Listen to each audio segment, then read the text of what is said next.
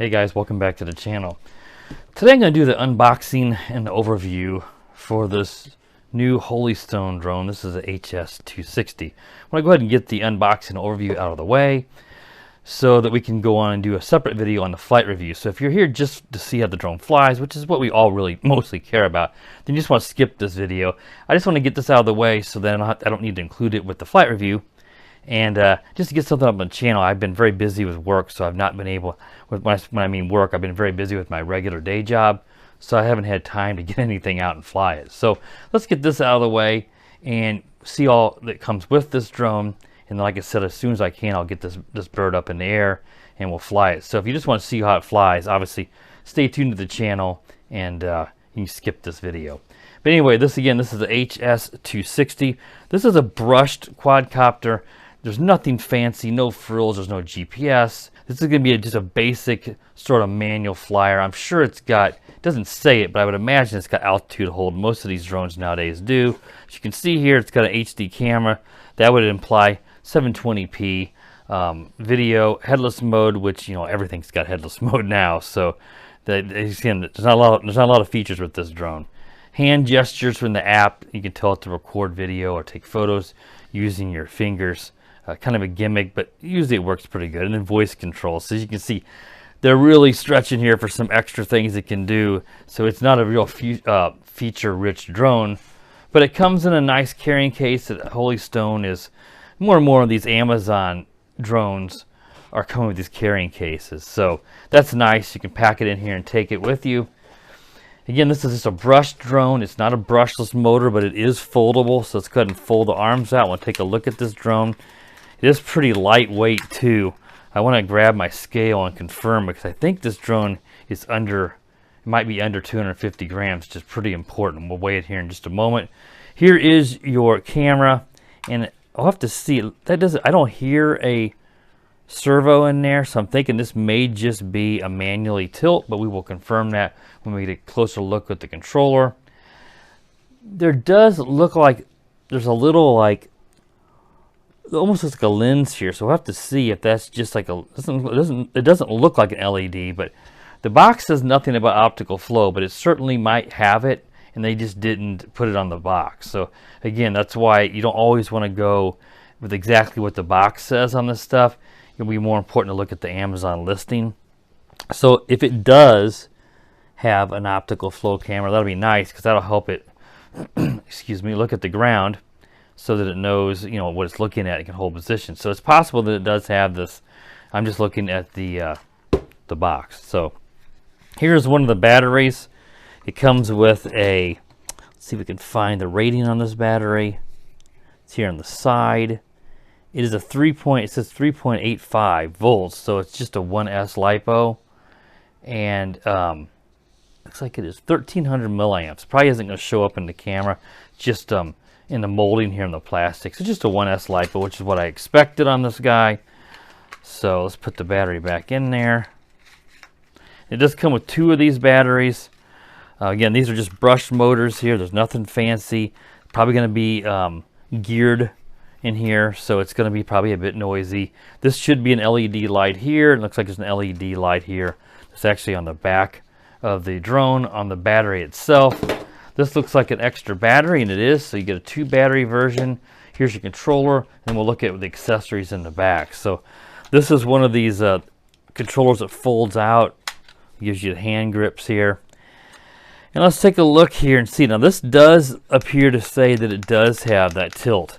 Usually I'm listening to hear if I hear a little sound, you know, of a motor, and I didn't hear that, but that could just be that it's really, you know, just really silent. So we'll have to see. More and more of these drones do come with the 90-degree tilt on them. So again, it doesn't say it on the box. I'm opening this up and taking a first look at it right now, just as if you guys would be opening it. So a lot of stuff that I'm saying here, I'm either guessing or I'm going by past experience, being that I've flown hundreds of these toy drones over the last 5 years. So it does look like this is going to be your tilt to go up and down. It's going to, most of these are jerky as it kind of finds a spot to go. It's not going to probably be super smooth. You got a photo and a video button. Let me make sure I get this all in the camera here. So again, there's your tilt. your photo and your video. And yes, it is altitude hold, because if it wasn't, the stick would just be able to drop all the way down. The fact that you can give it throttle and it goes back to the middle tells you that it is a altitude hold drone. Here's your power button. Yeah, and it's just pretty basic. That's it. I mean, there's nothing else, because there's no GPS return to home. There's not any real fancy stuff. There may be some multi-functions on these, so we'll look in the instruction manual. Like sometimes you'll have a one-key return, which is like a gimmicky version of GPS return, where it's just simply flying back in the opposite direction it took off. So you can bring it back to you, but of course you got to keep it in front of you and all that stuff to make that work. And then here is your phone. There's more buttons under here, I should have known. The phone clip holder. It pulls out for your phone, and then here is some of those more buttons. I thought it might have more. It was hiding underneath here. You get, looks like a auto takeoff and landing button. This is your high and low speed rates, and this is probably going to be the headless mode button. A little compass. Usually the compass is either going to be compass calibration, which this wouldn't have because it's not a GPS drone, or headless mode. And let's look inside of here and see what we all get. Of course, here's our instruction manual. We'll take a quick look at that just to see if there's any other functions on the remote, on the buttons, that I was wrong about. Again, I'm just going by past experience. Here are some extra props, which is nice in case you bust some. You get a little Phillips orange screwdriver in there to take the propellers off. And here are some prop guards. If you're going to fly this guy indoors, like in a really large area, which this would be too big to fly in your house. If you're going to fly it maybe in a gymnasium or someplace you get access to inside, I'd want to put those on. If you're this is your very first drone, let's say, you might want to consider it. But the problem with prop guards is, as you can see here, even in the packages, is how easily something can get hooked on there. So if this flies off and you don't react in time and it hits a tree, it's going to hang up in those branches. So I always recommend not using the prop guards unless you're going to fly it indoors, where you're going to bang it against the walls possibly and could bust or scuff the props. Or if you're just so worried at first that you're going to fly it into your house or something, you don't want to bust the props or possibly scar up your house, which is unlikely with those little plastic props, then you might want to consider putting those on. And then here is your charger. It's a USB. It has this little 3-prong, which is going to attach to the battery. Let me pull the battery out of the drone. It's going to slide into this. It's going to slide down onto there. I'm not doing it the right way here, but you'll slide it down. It'll be pretty self-explanatory on that. And you'll slide it in there. And, you know, it's going to take a little while to charge that up, of course. So, and that looks like pretty much all the stuff. Let's just take a quick look and see. Also, it'll probably ought to tell us what app we're going to use here, because this is using the FPV feed. So it's going to have an app that's going to let you see what the camera sees. So all these drones have that. Yeah, lens or camera tilt up and down, lens up and down. Let me make sure this is focused in on the manual.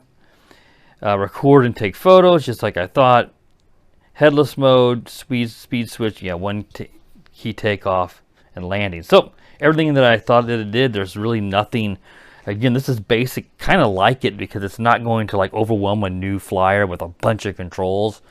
You can take it up, you can learn how to fly it, and you don't have all the GPS and stuff to really make it too easy to fly. You want to learn how to fly a drone, is what I'm getting at. So that is good, but it will take more skill than obviously just a GPS drone. Let me see, I mean, is it mentioned? Yeah, it does mention here on page 11.6 about the optical flow positioning. So this drone does have it. That's why I thought I saw a camera on the bottom. That will help a lot. That will look at the ground, and as it sees things, it will try to hold that object or whatever it sees on the ground in the field of view of the camera. So it works as sort of a low-budget version of GPS. It's not as accurate as GPS. It's not going to work as well as GPS, and the height you are off the ground. If you get up too high, the camera's not going to be able to see the ground well enough. So it's only going to work from certain heights off the ground. So again, it's not GPS. You could go up a mile. It doesn't, you know, I mean, you can't do that, but it'll hold its position. Or you can be at 2 inches off the ground and it'll hold its position. But this drone's going to need to be up, you know, 10 feet, something like that. It's going to hold position, but it's not going to do it at every height that you're flying the drone at. So let's see, it does mention that it does have that. So I was correct. So that's going to make this drone easier to fly, but not as easy as GPS. This mentions the charging in here. Again, I'm recommending 5 volts at 2 amp. That's going to charge it the fastest. If you're using a 1 amp, it's going to take potentially twice as long. And the app here is called the HS for Holystone FPV V4, I guess version 4 of that app. And here are the QR codes. I'll put a screenshot of the app here in the video if I remember, to let you guys see what that looks like, at least from the Google Play Store, since I don't have iPhone. It'd make it easier to find in case you would have an issue, but if you search for that, you should have no problem. Or if you just scan the QR code out of the manual. Calibrating the gyro is both sticks down to the right, so that tells the drone what level is. So in case it would want to drift, you might need to land it and recalibrate that. And then you can see unlocking the motors is both sticks down and in. And then you can press the auto takeoff or landing. So it appears that you need to unlock those before it will take off with the button. Some drones you press the auto takeoff and it will unlock the motors automatically and take off. The instructions implies that it's not that way, but they're not. Again, the instructions are not always perfect on stuff like that. And here is the optical flow positioning that I mentioned, and it is exactly where I thought it was on the bottom of the drone. So pretty basic altitude hold, as I mentioned. That's it. I mean, this is a really excuse me, basic drone. So should be an easy flyer for myself, with someone who has experience. If you're new to this, it's going to take some time. But the optical flow, assuming that it works well, and the optical flow can be hit and miss. Some of these drones, the optical flow doesn't work well. I expect, being this Holystone, they're pretty reliable, that this ought to work pretty well.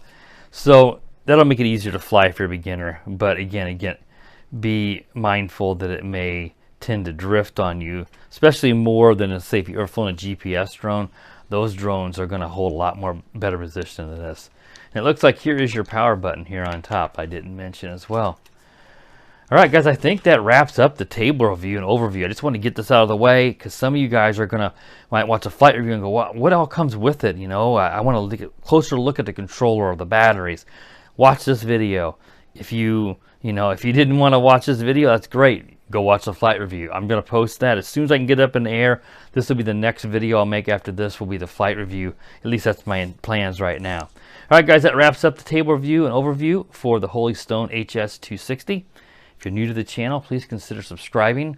And while you're at it, click the bell. That way you're notified every time I do upload a new video. And as always, guys, have a wonderful day. The power of the dark side.